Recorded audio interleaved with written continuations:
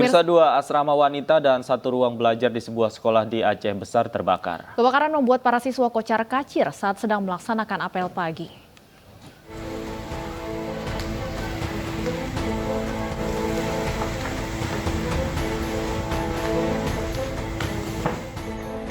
Video amatir merekam detik-detik terjadinya kebakaran yang melanda dua barak dan satu ruang belajar di SMA Negeri Modal Bangsa, Kabupaten Aceh Besar.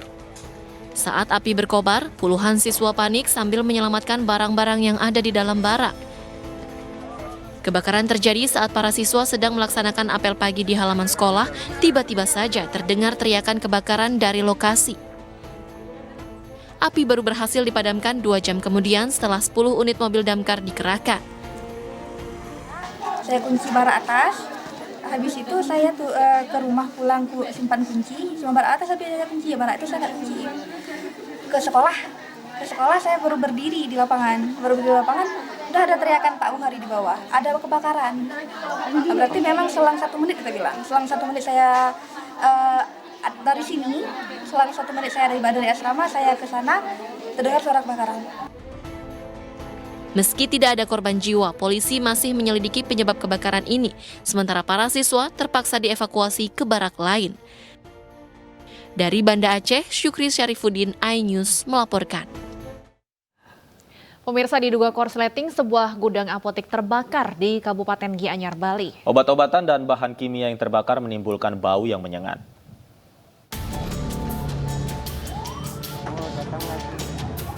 Sebuah apotek serta gudang 2 lantai di kota Gianyar, Bali terbakar. Api tiba-tiba saja membesar di lantai 2 apotek dan menghanguskan tempat penyimpanan obat. Akibatnya seluruh obat-obatan dan bahan kimia yang ada terbakar dan menimbulkan bau menyengat. 4 unit mobil pemadam kebakaran diterjunkan untuk memadamkan api. Petugas dibantu warga dan anggota TNI berjibaku memindahkan obat-obatan yang tersisa agar tidak ikut terbakar. Api baru bisa dijinakkan petugas 1 jam kemudian, sementara penyebab kebakaran ini diduga akibat korsleting listrik. Informasi awal kami terima jam 11.30 ya, jam 12 bahwa di salah satu apotek ini terbakar. Kemudian dengan informasi itu terima kasih pada rekan-rekan dari Dental dan saudara Polsek, dari masyarakat langsung datang, dan dari Unisipol juga dan anggota Polsek yang hadir di lapangan bersinergi mencoba memadamkan api dan api sudah dapat dikendalikan. Tidak ada korban akibat peristiwa ini, sementara kerugian ditaksir mencapai puluhan juta rupiah. Dari Gianyar, Bali, Ketut Catur Kusumaningrat, iNews melaporkan. Pemirsa, kelompok kriminal bersenjata kembali melakukan aksi beringas dengan menembak sebuah pesawat di Pegunungan Bintang, Papua. Selain menembak pesawat, kelompok ini juga membakar sebuah sekolah. Sebuah pesawat yang hendak landing di Bandara Oksibil, Papua Pegunungan ditembak oleh kelompok kriminal bersenjata. Penembakan tersebut diduga dilakukan oleh kelompok kriminal bersenjata Kodam 35 Bintang Timur, Kabupaten Pegunungan Bintang, pimpinan Ananias Atimin Bintang, hingga membuat pesawat kargo tersebut batal mendarat.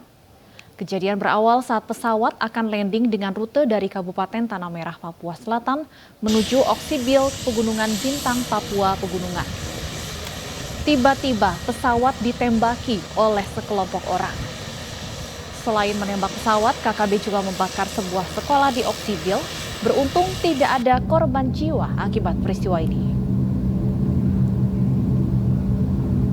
11.00 masyarakat melaporkan ke Kapolres Pegunungan Bintang AKBP Muhammad Mustofi Bastomi beserta personil dan aparat dari TNI dan Brimob menindaklanjuti segera menuju ke tempat kejadian perkara. Namun pelaku tidak ada lagi di tempat, tidak ada korban terhadap peristiwa tersebut karena sekolah. Kita ke informasi lain, pemirsa, banjir yang merendam ribuan rumah di Grobogan, Jawa Tengah sejak 11 hari lalu hingga kini belum surut. Warga yang tetap bertahan di rumah kini terserang penyakit gatal-gatal. Hujan deras yang mengguyur 2 desa di Grobogan, Jawa Tengah membuat banjir semakin tinggi. Hingga Senin siang, ketinggian banjir yang merendam 2 desa tersebut mencapai lebih dari 1 meter. Sementara warga masih bertahan di rumah karena banyak harta benda dan ternak yang tidak bisa dievakuasi.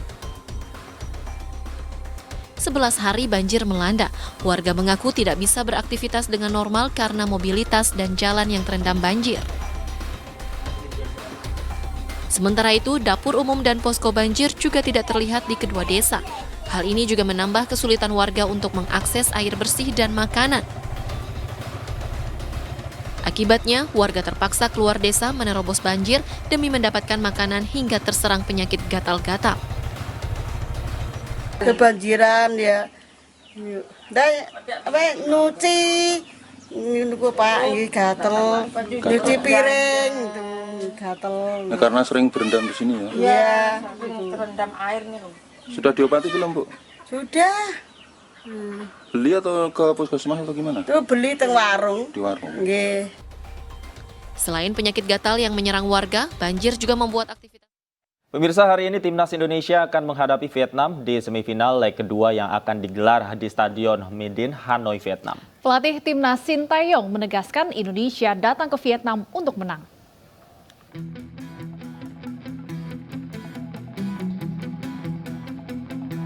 Setelah bermain imbang 0-0 pada leg pertama di Gelora Bung Karno, Timnas Indonesia akan menghadapi Vietnam di leg kedua semifinal Piala AFF 2022 di Stadion Mai Dinh, Vietnam pada 9 Januari.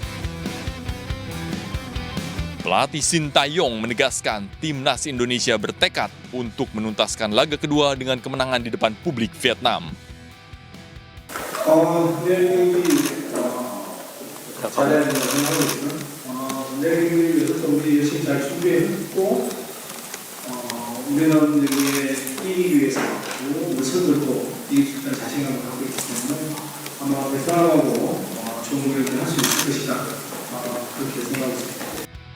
Timnas Indonesia dan Vietnam telah 10 kali bertemu pada ajang Piala AFF.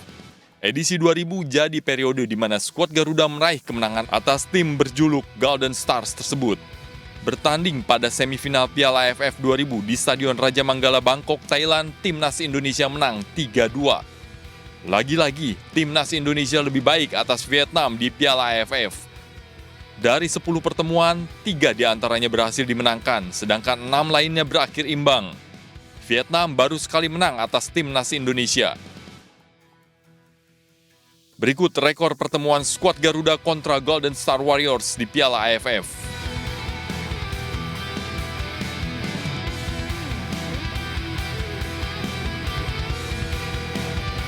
Untuk bisa lolos ke final, Indonesia hanya butuh skor imbang seperti 1-1 atau 2-2 karena ada aturan gol tandang. Namun demikian bukan hal mudah karena Vietnam bermain di kandang dan memiliki supporter yang fanatik. Timnas Indonesia akan menghadapi laga hidup mati untuk bisa lolos ke partai final Piala AFF 2022 saat melakoni pertandingan leg kedua menghadapi Vietnam malam nanti. Dan untuk mengetahui persiapannya, kami telah terhubung dengan media officer PSSI Bandung Saputra. Selamat sore waktu Jakarta, Mas Bandung. Ya, selamat sore Mas dan Mbak dan seluruh pemirsa News sore ini dimanapun berada. Saat ini waktu Hanoi sama dengan Jakarta. Tidak ada perbedaan waktu Tidak ya Mas ada perbedaan waktu ya. Bagaimana persiapan Timnas Indonesia jelang melawan Vietnam nanti? Ya, persiapan setelah menjalani latihan terakhir malam tadi di Stadion Mai Dinh Hanoi yang saat ini saya berdiri. Para pemain sudah siap dan istilahnya kami ingin lolos ke final Piala AFF di edisi tahun ini. Mas Bandung hanya punya waktu 2 hari ya sejak leg pertama. Bagaimana kondisi para pemain saat ini? Sudah cukup fit kah? Ya, kita ketahui jeda pertandingan di Piala AFF ini memang hanya berjarak 3 hari. Jadi bagaimanapun tim pelatih dan pemain sudah punya formula untuk bagaimana mengatasi jadwal yang padat. Dan kita dengan konsep home and away, mau tidak mau kita harus siap dan kita harus siap untuk lolos ke final. Baik, Mas Bandung, ada informasi kemarin pesawat juga telat mendarat. Kemudian apakah hal ini juga mempengaruhi kebugaran dan persiapan dari teman-teman di Timnas? Ya, alhamdulillah kemarin kita berangkat dengan starter, tidak ada kendala dan kami flight langsung. Memang tim lawan yang sempat mengalami delay, kita sampai Hanoi duluan dibanding tuan rumah. Tapi meski begitu kita melakukan persiapan secara maksimal, meskipun kita hanya 1 kali latihan di Midin, di Hanoi. Kita harus optimis, kita harus berjuang, kita harus yakin bahwa malam ini kami lolos ke final Piala AFF. Ya, bicara soal latihan, salah satu pemain Rahmat Irianto dilaporkan tidak ikut berlatih ya, Mas Bandung. Ini apakah kondisinya fit atau absen dalam pertandingan malam nanti? Ya, terkait Rahmat Irianto apakah absen atau tidak, hari ini pelatih akan menentukan dan kurang dari 1 jam nanti kita akan ketahui bersama siapa saja 11 pertama pemain yang akan diturunkan oleh pelatih Sintayong. Kami yakin seluruh pemain mempunyai kemampuan yang sama karena mau bagaimanapun ini sepak bola, kita olahraga tim, kita tidak mengandalkan 1-2 pemain dan kami yakin dan optimis meraih hasil yang terbaik pada malam ini di Stadion Midin. Baik, Mas Bandung, bagaimana dengan cuaca di sana? Apakah cukup kondusif khususnya bagi kebugaran fisik teman-teman di sana jelang pertandingan melawan Vietnam? Ya, cuaca di Vietnam memang lebih dingin ya, kurang lebih kalau malam sekitar 17-18 derajat ditambah angin yang cukup kencang. Jadi para pemain di sini juga sudah disiapkan memakai jaket yang tebal seperti saat latihan semalam. Ya, tapi kita harus adaptasi, kita harus bisa berlaga dengan situasi seperti itu. Mau tidak mau kita harus yakin dan optimis. Baik, Mas Bandung, kami akan menunggu tentunya pertandingan malam nanti. Tapi ada informasi dari teman-teman KBRI, apakah nanti akan ada WNI yang menjadi supporter akan datang malam hari nanti di Midin?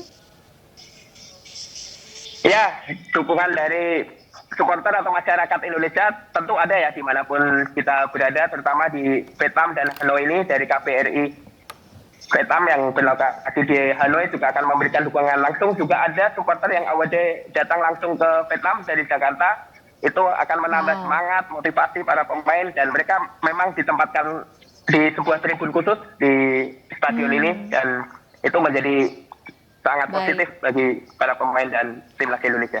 Baik, kami tentunya juga ikut mendukung walaupun hanya dari Indonesia saja. Terima kasih banyak Mas Bandung dan kami tunggu kemenangannya malam nanti. Ya pemirsa, Industri masih akan kembali dengan informasi menarik lainnya, tetaplah bersama kami.